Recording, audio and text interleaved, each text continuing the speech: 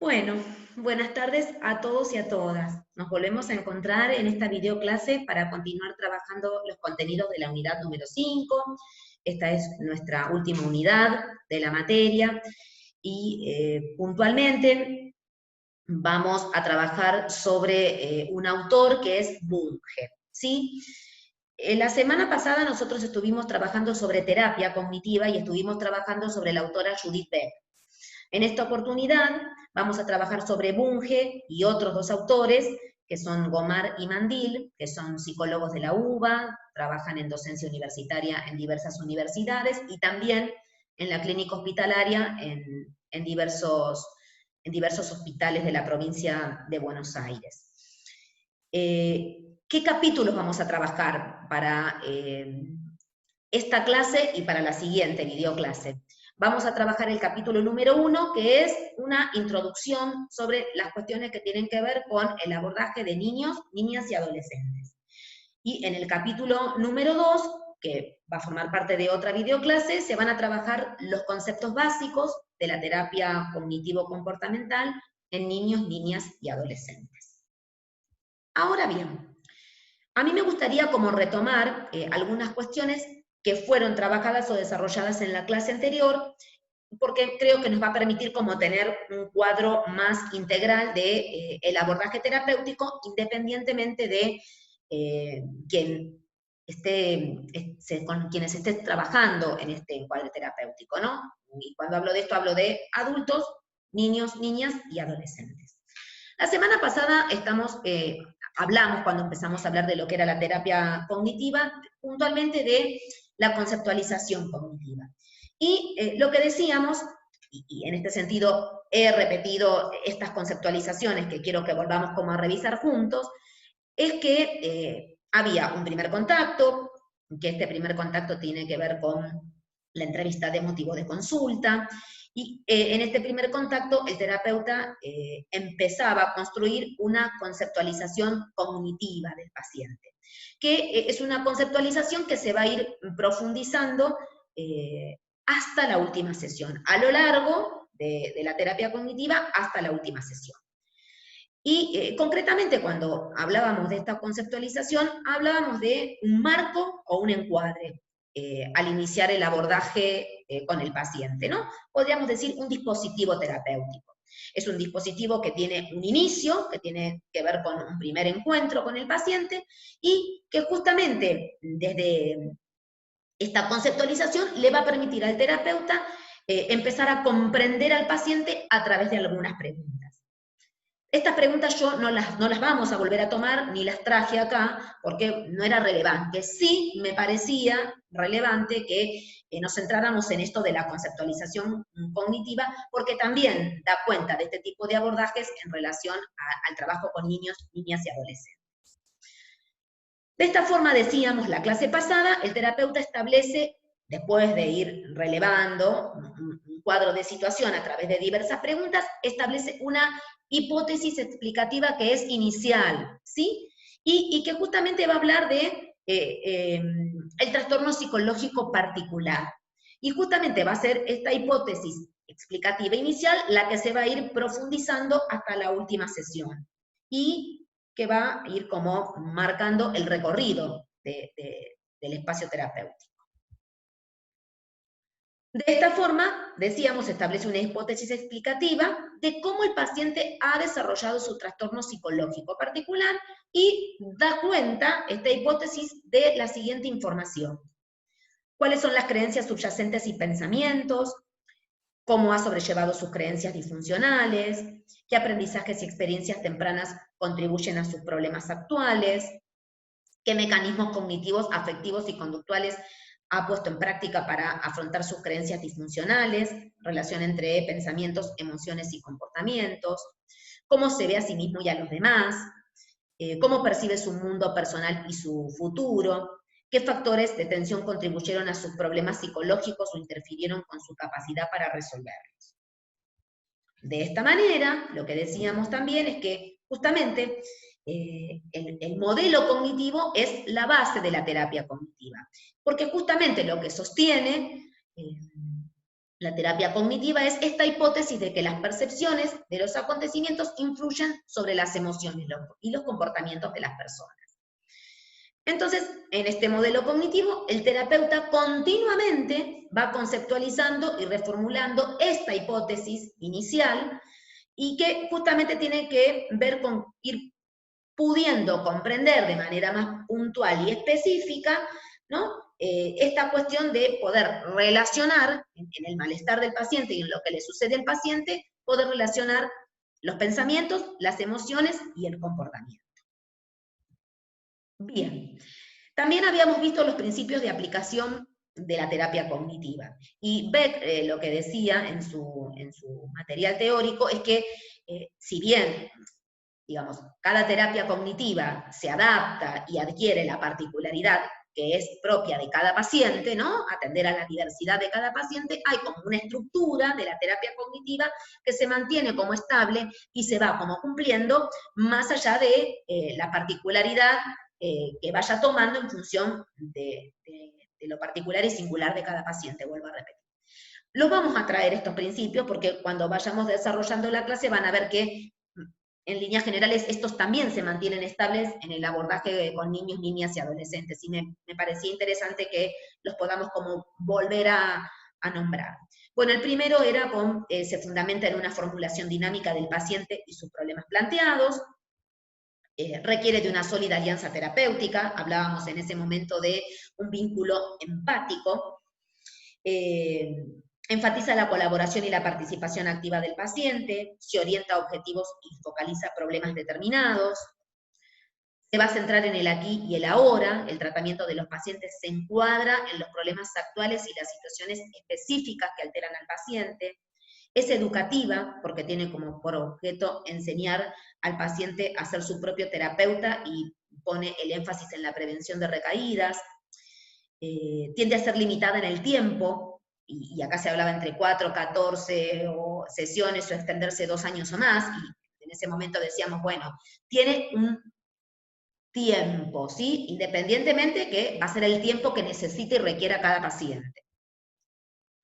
Después, las sesiones son estructuradas, el terapeuta arma una estructura establecida para cada sesión y permanece constante durante toda la terapia hasta la finalización. Ayuda a los pacientes a identificar y evaluar sus pensamientos y comportamientos disfuncionales y actuar en consecuencia para que se puedan establecer mejoras y se pueda, digamos, volver a un estado de bienestar. Y por último, implementa una variedad de técnicas para cambiar el pensamiento y la conducta, ¿sí? Ahora vamos a ir viendo cómo, con la particularidad de los niños, niñas y adolescentes, este encuadre general que tiene que ver con la dinámica que adquiere la terapia cognitiva, también se va dando en niños con las particularidades propias de esta población. Y acá aparece terapia cognitiva en niños, niñas y adolescentes. Y miren qué interesante, ¿no? Lo que aparece como primer tópico. Es central establecer una sólida alianza terapéutica. Se recomienda tomarse el tiempo necesario para establecer un buen vínculo con el paciente antes de iniciar el trabajo con las fichas. Y también es central el estilo del terapeuta. ¿Qué queremos decir con esto? ¿Sí? Que hay una cuestión vincular y de alianza con el terapeuta que es fundamental y determinante en relación a los resultados del tratamiento, y en relación a la cuestión de establecer una alianza empática, ¿sí? Justamente el estilo del terapeuta también es algo que tiene que cuidarse y ir como trabajándose, ¿sí? ¿Por qué? Dice Bunge, porque se realizaron en los últimos años investigaciones donde estas dos cuestiones, la alianza terapéutica y el estilo del terapeuta, ¿sí? Tienen una influencia significativa, ¿sí? En los resultados que tengan que ver con la intervención en niños, niñas y adolescentes y el resultado de los tratamientos. Entonces, justamente lo que se va a poner, digamos, como en relevancia, ¿no? Y se va a puntualizar como punto de inicio, va a ser esto, ¿no? El cuidado adecuado de estos dos componentes, que son centrales para optimizar los resultados del tratamiento. Así que esto es importante recordarlo. Alianza terapéutica y estilo del terapeuta. Después vemos que en el abordaje con niños y adolescentes, el abordaje implica lo terapéutico por un lado y lo psicoeducativo por otro, ¿sí? Tanto con los pacientes como con los padres. Cuando revisábamos hace unos momentos el tema de los principios, vieron que uno de ellos decía que el paciente sea su propio terapeuta. Bueno, en realidad acá justamente lo que intenta, y se va a intentar y se va a tener como objetivo, es justamente que se puedan modificar estas dinámicas familiares donde se permita pasar o se pueda pasar de un estado de malestar a un estado de bienestar, ¿no? Y en este sentido está lo psicoeducativo, y por supuesto que como estamos trabajando con niños y con adolescentes, niños y niñas y adolescentes, se trabaja con los padres, ¿no? En este sentido, dice, se propone un espacio práctico dirigido al trabajo del terapeuta con una serie de técnicas cognitivo-comportamentales basadas en fichas, ¿sí? Y estas fichas tienen que ver con fichas de trabajo, gráficos, metáforas e historietas, y justamente esta utilización de técnicas y de fichas tienen como el objetivo realizar una adecuada conceptualización del caso y reforzar el trabajo psicoeducativo con el paciente.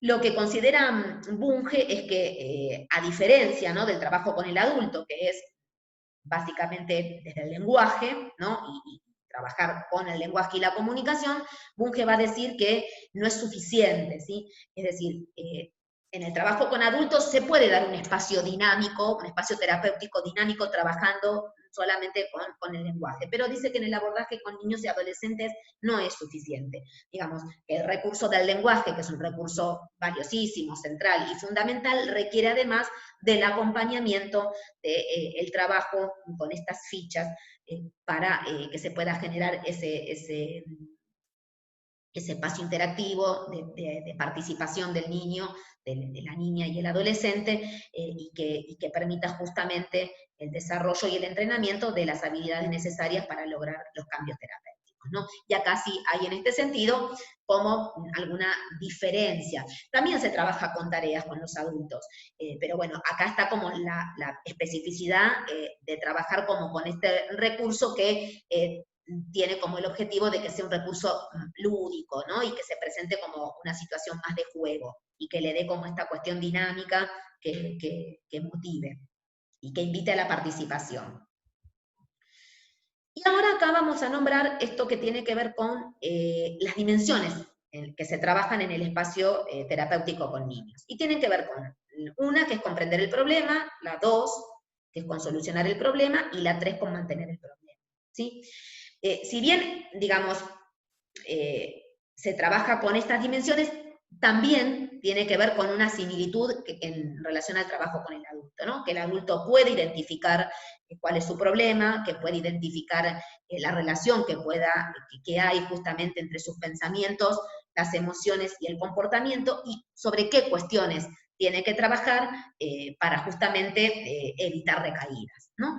La línea de trabajo o la línea terapéutica va a tener como el mismo objetivo mencionado o descrito por Bunge en estas 3 dimensiones. Con respecto a la primera, que tiene que ver con la comprensión, va a decir que la comprensión por parte de los pacientes es acerca de los factores que intervienen o influyen en su malestar. Y aparece nuevamente esta relación que es central entre los pensamientos, las emociones, las conductas, los factores ambientales y fisiológicos, las creencias, los esquemas y las distorsiones cognitivas o errores del pensamiento, ¿sí? Así que bueno, en este sentido es fundamental, ¿no? Comprender el malestar, comprender qué sucede, qué me sucede. Lo segundo habla de solucionar el problema. Y acá Bunge habla de trabajar con 3 áreas, la de los miedos y las ansiedades, la del estado de ánimo y las de problemas de conducta. Nos vamos a mantener, lo vamos a dejar, digamos, en esta generalidad, ¿sí? Porque es una clase introductoria.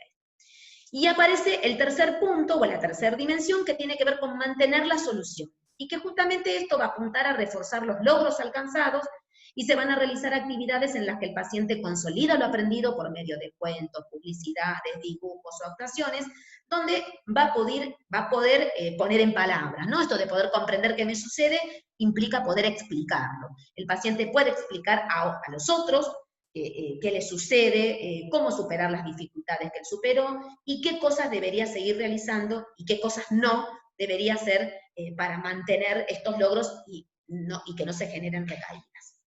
Bien. Y ahora aparece acá una palabra que siempre que la tengo que nombrar me voy a equivocar. Me equivoco, ¿sí? Se me enrieda la pronunciación. Espero que no me pase. La voy a nombrar más lenta, porque cuando la nombro más lenta me sale. No me equivoco. Y aparece esto de la comorbilidad. Bien, ¿qué es esto? Bueno, siempre frente a un paciente tenemos una dificultad primaria, ¿sí?